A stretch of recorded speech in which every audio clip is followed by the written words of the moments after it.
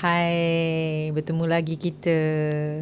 Dengar lagi bersama saya Suara Hati Dayang Kuintan. Kali ni nak cerita apa pula?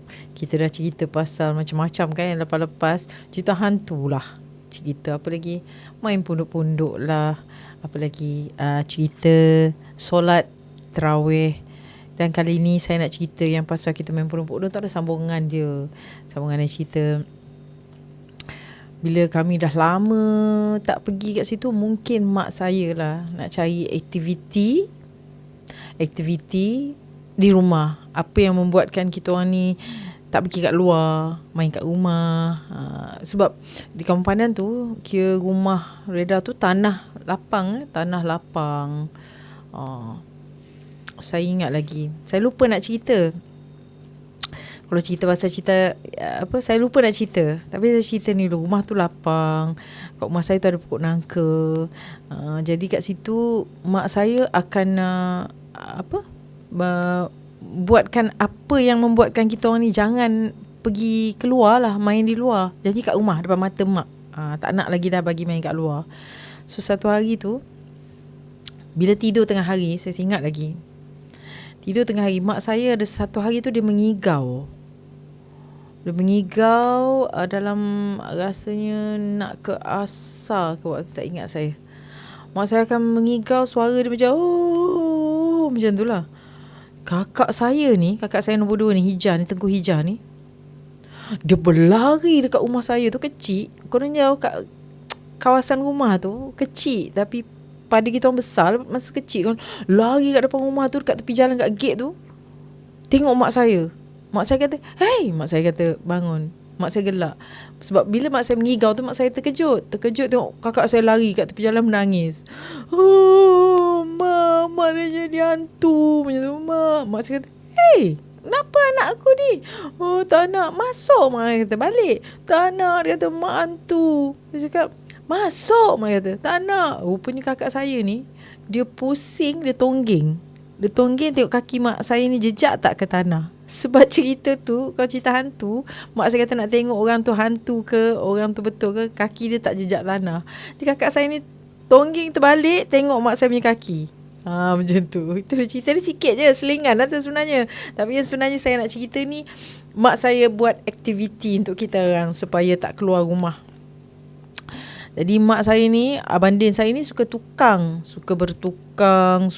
dia pandai, bukan suka, dia pandai. Jadi mak saya kata, buatkan sangka arnab.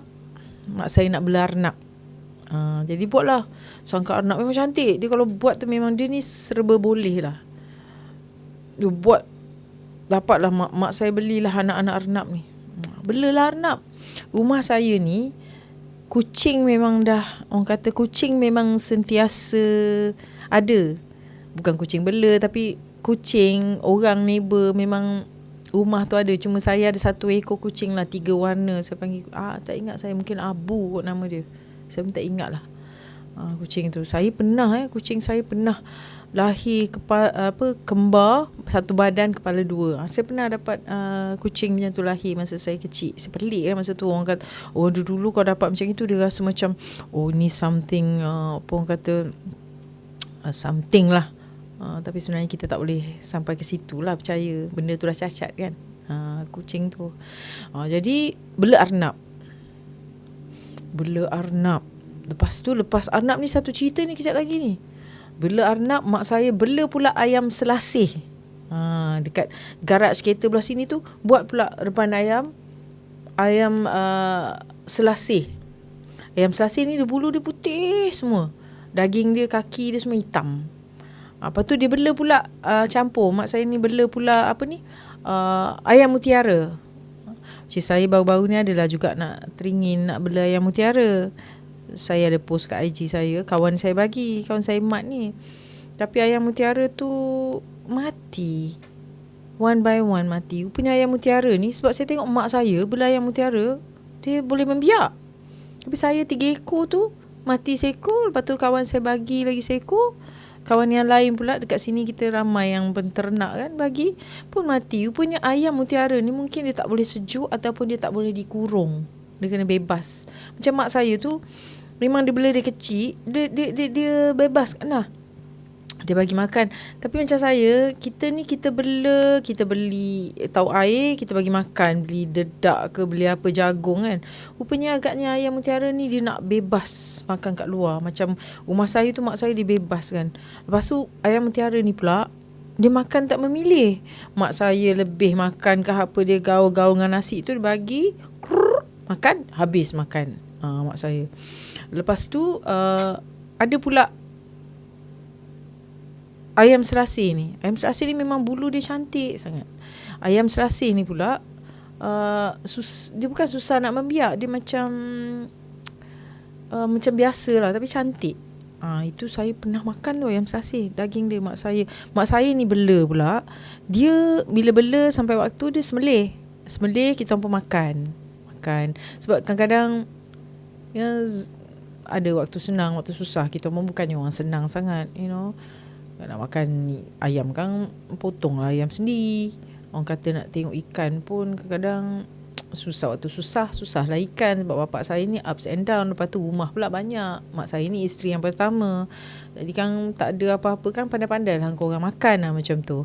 Lepas tu bila belakang rumah pula akan buat sekatan. Sebab masa tu rumah saya dah tak ada anjing dah. Anjing German Shepherd tu dah bagi dekat sebab kawasan Melayu susah waktu kampungan tak berapa ni. Sebab bila lama-lama anjing saya tu dah keluar pagar, jadi marah, tak nak ikat selalu. Mak saya tak berapa suka tahu dalam kandang. Malam lepas, tapi bila malam lepas tu takut nanti orang komplain. So we give to my father's friend untuk jaga dia lah. Very smart dog. Sebab anjing saya tu, kalau dia keluar daripada pagar, kalau cousin ke siapa datang, dia akan daripada luar tu, dia akan masuk balik dalam rumah saya tu. Dia akan bark dekat gate tu supaya jangan bagi orang masuk. Sebab anjing tu train. Memang bapak saya train bark. So mak saya kena turun, buka gate, baru ikat dia, baru boleh masuk. Macam tu. Sebenarnya dia kat luar pun, tapi dia tak gigit. Dia masuk dalam rumah, tak bagi masuk. This is my territory. Sebab itu macam mungkin saya duduk kat mana sekarang ni, memang saya dah kebiasaan ada bela anjing untuk membantu mengawal keadaan rumah lah. Jadi cerita pasal belakang rumah. Belakang rumah ni dia akan buat satu sekatan. Dia lepaskan, mak saya ni akan lepaskan itik nila. Itik nila ni sedap ni buat rendang. Mak saya buat rendang itik nila memang sedap. Dia ada merah-merah kat situ. Dia akan bunyi macam tu lah. Dengar bunyi bunyi dia macam tu. So dia akan berjalan. So kita orang macam dekat pintu tu ada satu macam tempat cuci pinggan, makan kadang-kadang kampung. So apa yang balance tu kita akan bagi tik tu makan lah. Ada tempat makan dekat tepi tu, kita jenguk, kita bagi. Jadi dia sudu lah dekat situ. Kakak saya dia tak makan itik. Sebab dia pernah tengok dia itik tu makan sudu, dia itik tu sudu katak. Jadi lepas dia tengok itik tu sudu katak tu, memang dia tak makan. Sampai sekarang dia memang tak nak makan itik. Dia panggil itik nila. Saya suka. Sedap sangat itik. Memang saya suka makan itik. So bila dah bela ayam, bela arnab, arnab tu memang membiak. I wish saya macam kalau ada gambar tu boleh saya kongsikan. Bila dia beranak banyak. Makan senang je. Abang Din saya tu akan pergi ke lumbung tu, dia akan petik kangkung-kangkung tu, dia akan bawa balik. Itulah makanan arnab tu. Memang cute sangat. Saya rasa sekali beranak berbelas, berpuluh kot. Memang banyak, jadi membiak. Banyak sangat saya punya arnab tu. Jadi petang-petang saya minta mak saya belikan raga kat depan tu. Dari petang-petang saya akan bawa arnab tu berjalan round. Tahu lah arnab tu dekat depan tu. Oh, seronok lah. Tiap-tiap petang saya akan bawa. Kalau saya tak nak naik basikal, saya paksa Abang Din saya ni bawa motor. Jadi motor kat depan tu lah anak-anak. Jadi kita orang ni concentrate benda macam tu, tak adalah keluar. Memang dengan arnab tu lah, dengan ayam mutiara. Dan saya ada satu favourite ayam saya, seekor je. Itu ayam biasa. Dia bukan ayam selasih atau ayam mutiara. Dia biasa, tapi dia besar. Mungkin orang panggil ayam gajah, tak tahulah. seekor. Oh, memang saya sayang lah ayam tu. Memang orang kata ikut saya berjalan ke apa, memang orang kata memang is my chicken lah bela. Dia kenal lah saya ni memang manja dengan dia. Kalau orang kejar-kejar ke lawan kau, suruh kejar, dia kejar. Faham peti bahasa pula tu. So kalau pagi-pagi ke, dia free masuk dalam rumah saya. Ada garaj boleh buka kat belakang, dia akan masuk dalam bilik. Patuk-patuk mak saya minta makan, macam tu lah. Jadi satu hari tu, dia dah tua, mak saya terpaksa sembelih ayam tu. Ya Allah, kawan-kawan, bila mak saya nak potong ayam tu, saya punya menangis lah. Mak saya pujuk. Mak saya kata, biarlah kita kena makan dia. Mak saya kata, tak boleh. Ayam ni kalau kita bela binatang yang boleh makan, kita bela, kita kena makan dia. Lagi elok, kata. Mak saya cakap lah, nanti kalau kita tak makan, nanti dia jadi pasir je kat syurga. Kalau makan nanti, orang dulu kan dia bercerita dengan anak-anaknya tu, nanti kita boleh jumpa dia. Dia cantik ayam ni. Nangis lah, teresak-esak sebab ayam yang it's my friend. Ikut mana pergi apa semua, tiba-tiba kena sembelih. Mak saya nak potong ayam tu. Sedih lah. Ayam kejar Dia kejar. Kalau suruh kejar, dia kejar tu. Anak saya pun tahu. Saya pernah cerita dengan dia kan. Kejar. Dia kejar lah orang tu. Dia besar. Jago. Memang kejar. Badan dia besar. Jadi bila nak sembelih tu, memang saya sedih. Saya sedih, menangis sampai orang kata, tapi bila mak saya dah potong, buang bulu dia tu, saya macam marah lah dengan mak saya ni. Memang mak ni jahat. Ambil ayam, mak dah pujuk, mak jahat. Kenapa mak sembelih dia? Kenapa banding ni kena pujuk? Tapi bila dah masak, saya suka ayam goreng. Saya suka ayam goreng, ikan goreng, daging goreng. Saya macam kuah-kuah ni kurang. Kalau nak tengok saya makan nasi, bila dah besar sikit tu, kecil saya susah nak makan nasi. Mak saya sengaja hidang-hidangan ayam tu depan saya. Ayam goreng. Jadi saya ni dalam sedih, menangis, rasa macam mak jahat, abang Din jahat, potong ayam saya, kawan saya pun ambil peha. Saya suka peha ayam. Makan. Tu mak saya kata, tak apa, makan. Memanglah kena makan. Sebab potong kena makan. Sedap tuan-tuan dan perempuan. Dalam sedih-sedih ni makan juga ayam. Tambah lagi nasi. Itulah kisahnya. Kadang-kadang bila kita tengok keadaan kita sekarang ni kan, orang yang sayang dengan kita pun kadang menyakitkan hati kita. Agak macam tu kot. Saya sayang ayam, tapi saya makan juga dia bila dah masak. Sedap. Itulah dia kisah ayam. Jadi arnab saya tu, orang kata dah membiak-biak satu hari tu, saya kata, kenapa anak banyak mati? Sebab kan saya petang-petang bila yang besar-besar lah, ini generasi baru pula, sebab dia berganti kan. Saya tak tahu masa tu kita boleh makan arnab. Boleh buat sekarang macam sate arnab lah, burger arnab lah kan. Kalau agaknya tahu, mungkin mak saya tahu kot, tapi tak empati nak makan macam kucing je. Tak-tak nak sembelih makan. Tapi masa tu saya kata, kenapa arnab saya banyak mati? Rupa ada yang campur sejenis, mak saya dia beli macam ada colour-colour, dia ada brown, white, dia bercampur. Dia akan korek rupanya arnab ni. Dia korek tanah tu, dia dapat tanah tu, dia korek, dia ambil baby ke yang kecil, tak kisahlah anak saya, sebab dia orang satu tempat kan, dia sumbat kat dalam tu. Jadi bila hari hujan, air masuk dalam tu, mati anak-anak saya. Jadi daripada situ saya rasanya kita orang makin dah tak ada lah saya membesar, tak nak arnab. Sebab saya kalau bela binatang, kucing ke apa, bila diorang mati, saya pernah bela ini dah tua lah ni, bila dah berumur, bela kucing saya tu favourite saya, Bear saya panggil dia. Sebulan saya tak bercakap, sebab saya sayang sangat dia tu, Bear tu, kucing saya tu, baby saya. Bila dia mati, saya tak tahu, saya macam weak for a month. Tapi sebenarnya saya mungkin teringat kucing saya tu.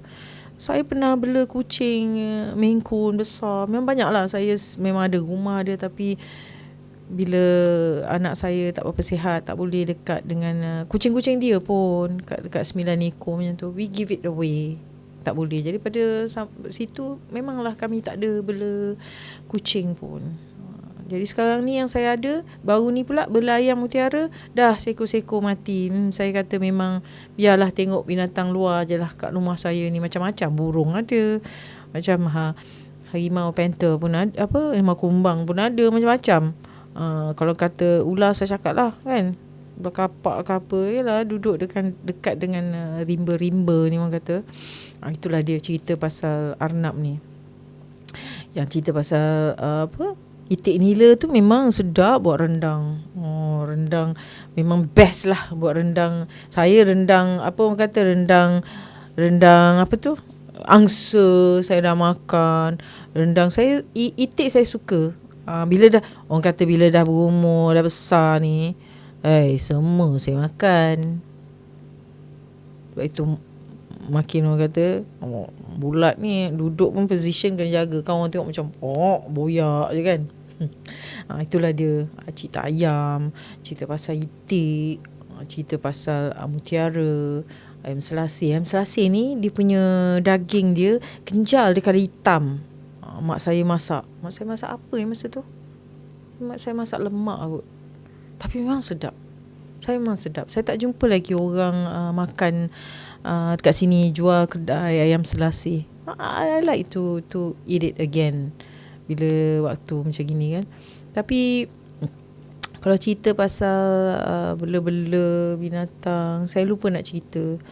Waktu dalam kami keadaan yang orang kata difficulty nak pergi, mak saya pernah cakap dengan Abang Din, Allah, dia kata nak ni bapak saya pergi lama, pergi luar negara katnya, tak balik dan duit pula tak, bekalan kurang. So Abang Din ni ajak kita orang pergi mancing dekat lombong. Tapi bukanlah lombong yang belakang rumah saya tu. Mak saya kata kotor, jangan pergi situ lah. So Abang Din ni pun pandai lah, dia pun pergi. Saya tak ingat lombong tempat lain lah. Kita orang pergi mancing kat sana. Saya ingat lagi tin susu tu, dia adalah pancing dia. Orang tua tu, dia Abang Din tu, dia pakai buluh, pandai dia kan. Jadi saya ni bila mancing saya nak ikut, nak mancing ikut Abang Din. Abang Din ni ajak. Mak saya kalau Din ni ada, Abang Din ni, dia okey lah bagi kita orang pergi. So tin susu tu dia gulung tali tangsi tu, pancing dengan ada orang kata kabus tu dia taruh. Tapi yang saya menjerit tak tahan gila tu sebab dia punya umpan dia tu cacing. Kurik-kurik cacing tepi tu, jadi itulah dia masuk jadi campak dekat depan tu. Nanti dapat ikan talapia semua. Saya kan kurang sikit ikan. Saya kata saya cuma makan ikan kembung, ikan bilis, yang goreng-goreng je lah. Dapat ikan talapia semua. Lepas tu tambah pula saya tengok dia makan cacing yang Bandin ambil ni. Itulah. Bila dapat yang tu bawa balik saya tak makan, saya tak sentuh lah. Mak saya ni dia jemur, orang dulu kita ni usaha kan untuk makan rezeki. Dia jemur, dia masak lemak cili padi. Sekarang saya tengok orang semua dah menggila ikan talapia. Lepas itu saya kata ikan talapia. Dulu mak saya bawa balik. Tapi seronok lah pergi mancing. Yang saya tak tahan tu lah cacing tu. Geli. Tu bawa balik cerita pasal ikan tu, saya teringat busu saya cerita yang sepupu saya tu, Bang Isyam, masa tu duduk kat Ceras. Lepas tu kita orang pergi dekat dia punya kebun tu, pergi tangkap ikan. Pergi bukan mancing lah, macam orang kata tangkap ikan keli kan. So Mak Alai Bang Isyam kalau tengok ni cerita ni memang sampai sekarang kita cerita benda ni. Dia berak dekat atas sana tu, lepas makan tengah hari pergilah dia berak. Sekali dia orang ni mancing kat sungai kecil, dapat ikan keli, bawa balik. Tu siang lah, busu saya siang. Sekali siang tengok ada berak kat ikan. Sampai sekarang saya tengok ikan keli, saya tak boleh nak makan. Tu maaf. Lepas tu dia cakap, ni berak Isyam. Semua duk gelak-gelak sebab berak Abang Isyam ada kat dalam perut keli tu.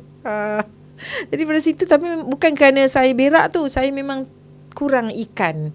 Sampai sekarang saya memang suka ikan kembung, ikan tenggiri yang garing-garing lah. Cuma orang kata kalau ada di depan mata tu, saya makan lah, memilih lah ikan. Makan sebab semua saya makan kan, tapi cuma cara masak tu lah. So macam steam fish ni saya tak suka yang bau-bau kan. Saya tak berapa suka sangat. Jadi itulah dia. Cerita pasal ikan tilapia, cerita pasal ikan keli. Sekarang kita anak-anak kita semua saya tengok dekat pasar banyak ikan keli kan. Tapi kalau ikan keli hidup tu, kalau melantung kat saya mau pensan saya kat situ, tergolek agaknya. Sebab dia bergerak macam tu kan. Itulah dia. Jadi dengan itu kita dah dengar cerita. InsyaAllah masa akan datang saya akan bercerita pula kisah-kisah saya yang lain pula.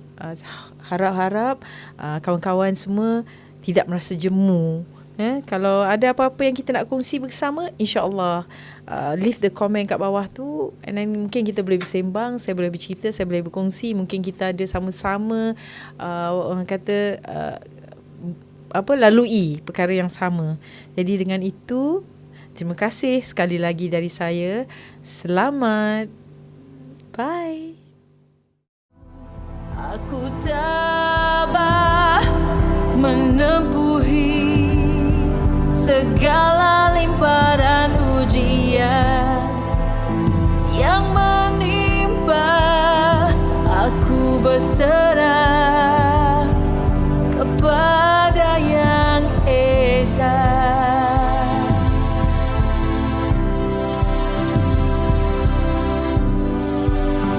Inilah rintihan pengorbanan